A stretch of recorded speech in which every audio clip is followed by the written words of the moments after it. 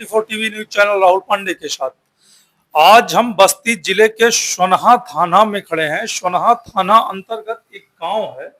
उस गांव की स्थिति यह है कि प्रधान ग्राम समाज का कार्य कराना चाह रहे हैं, लेकिन दबंग द्वारा, दबंग महिला कहा जा सकता है, दबंग लेडी, जिसके द्वारा काम को रोका जा रहा है और गांव की हालात बद से बदतर होती जा रही है।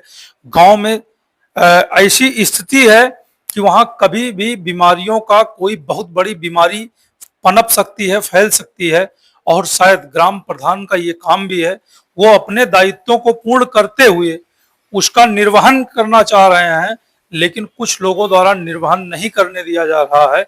जिस तरीके से महिलाओं को एक विशेष अधिकार दे दिया गया है, महिलाएं क्या उसका दुरुपयोग कर रही हैं या शासन प्रशासन उसके आगे झुका हुआ है कि उनके लिए जो कानून बनाए गए हैं मैं उस पर काम करूंगा, या शासन प्रशासन की प्रधान जी से कुछ स्पेशल रंजिश है जिस तरीके से काम नहीं करने दिया जा रहा है।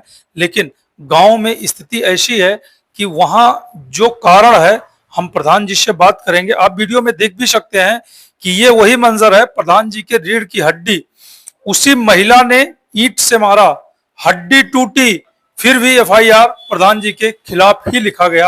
आइए हम प्रधान जी से बात करना चाहेंगे। क्या नाम है प्रधान जी आपका? जगराम पांडे प्रधान प्रतिनिधि हैं। प्रधान सरोज देवी हमारी पत्नी।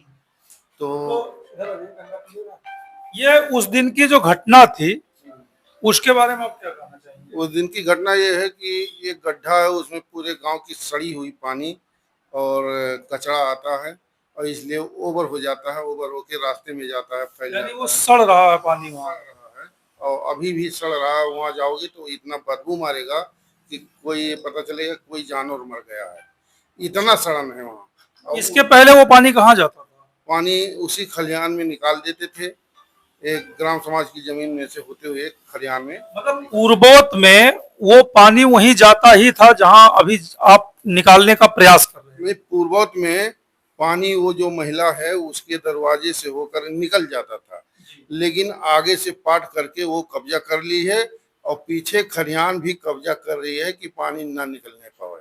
आगे से बंद कर दी और पीछे से भी पानी बंद। जैसा कि उसने ब्लेम लगाया आपके ऊपर कि आपने उसको मारा पीटा, वो सच्ची घटनाएं वहां की क्या थी? जैसा कि आपने दिखाया भी कि कमर तो आप ही की टूटी हुई है, रीढ़ की हड्डी आप ही को, डॉक्टर के यहाँ आप ही को दौड़ के जाना पड़ रहा है। घटना क्या हुई? तो घटना ये हुई कि जब वहाँ हम पानी कटवा रहे थे तो उसके बाद में ये पानी बांध दी थोड़े लेके, और जब पानी बांध दी तो लोग बताए कि पानी बांध उठा और पानी ओवर हो रहा है। तो वहाँ गए तो खड़े थे, तब तक ईंट बहा करके हमारी पीठ पर मारी, हमारे पीठ की रीढ़ की हड्डी टूट गई। तब हम वहाँ से भागे और जो हमारे घर वाले लेकर भानपुर सामुदायिक स्वास्थ्य केंद्र गए। अब वहाँ से जब नहीं कंट्रोल हुआ, कुछ देर दवा ववा किए, वहाँ से जब नहीं कंट्रोल हुआ तो यहाँ से रेफर किए। तो हमारे घर वाले मोहम्मद अनीस के यहाँ लेकर पहुँच गए लगभग 11 बजे, 10 बजे पहुँच गया अनीस के यहाँ। अब यहाँ से हम 9 बजे चल दिए। अब 10 बजे वहाँ गए तो वहाँ एक्सरे हुआ, दवा हुआ, इंजेक्शन लगा और रीढ़ की हड्डी टूटी हुई है। उन्होंने बताया, लिख कर दिया, हमारे पास पेपर है और कागज है। और इसके बाद हम थाने पर गए, लेकिन हमारा कोई सुनवाई नहीं हो रहा है। थाने पे आप गए, चोट भी खाए, थाने पे आपकी सुनवाई नहीं और आप ही के खिलाफ मुकदमा भी दर्ज? हमारे खिलाफ मुकदमा दर्ज हो गया। ये शासन की मंशा जो है, इसके बारे में आप क्या करना चाहेंगे? आप तो एक जिम्मेदार पद पे बैठे हुए ग्राम प्रतिनिधि हैं और गांव में जिस तरीके से आप बता रहे हैं कि बदबू फैल रहा है, तो वहां तो भयानक बीमारी भी आ सकती है। तो बीमारी आ सकती है। उस जैसे वहाँ हम जाते हैं तैसे ये महिला फावड़ा लेकर, लाठी लेकर, ईंटा लेकर पहुंच जाती है, पानी को कटाने नहीं देती है। पूरा गांव त्रस्त है उस महिला से, हम ही नहीं पूरा गांव त्रस्त है। और वहाँ मौके पर जाकर जांच कर लीजिए कि उस महिला के खिलाफ अगर पूरा गांव न बोले तो उसमें हमारी गलती है। पूरा गांव हमसे कहता है और महिला काम करने नहीं देती है, और फिर भी प्रशासन उसका साथ दे, प्रशासन उसका साथ दे रहा है। ये हालात है। जैसा कि प्रधान जी ने बताया कि अगर सर्वे किया जाए या गांव में हकीकत पता किया जाए तो गांव की स्थिति यह है कि पूरा गांव महिला से परेशान है। क्या वह महिलाओं द्वारा दिए गए अधिकार के दम पे सारे गांव को परेशान कर रही है और शासन प्रशासन उसकी मदद कर रहा है? ये गांव ग्राम प्रधान है, इनकी जिम्मेदारी है गांव की व्यवस्था को देखना और गांव में बीमारी ना फैलने पावे। पानी सड़न ना होने पावे, इसके लिए सरकार भी कटिबद्ध है।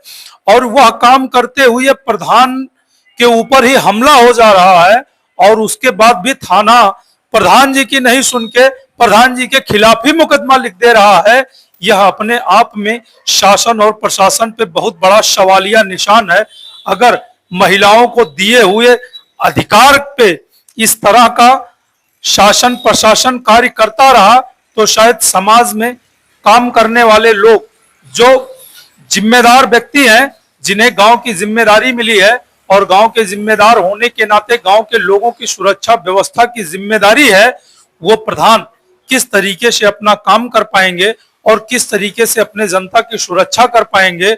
और शासन और प्रशासन से मैं अपने चैनल के माध्यम से कहना चाहता हूं कि व्यवस्थाएं तो हैं, लेकिन उस पर सुचारू रूप से चलाया जाए। अगर वही जो चोट खाया हुआ है, जो गांव के विकास के लिए कार्य करना चाहता है, उसी के खिलाफ मुकदमा दर्ज हो जा रहा है, वही बेचारा मार भी खा रहा है और दवा भी करा रहा है, प्रधान भी है। इतनी सारी चीजें होने के बावजूद भी क्या उनकी शिकायतें सुनना जरूरी नहीं समझा गया? क्या महिलाओं को दिए गए अधिकार के प्रति कानून इतना अंधा हो चुका है कि उस पे किसी की दर्द और पीड़ा, अगर किसी को कुछ भी हो जाए, लेकिन महिला अगर सामने है तो महिलाओं के प्रति ही लिखा जाएगा, महिलाओं को संवेदना दी जाएगी? यह अपने आप में एक गंभीर सवाल है। आप देख रहे हैं RS24 TV news channel Rahul Pandey के साथ।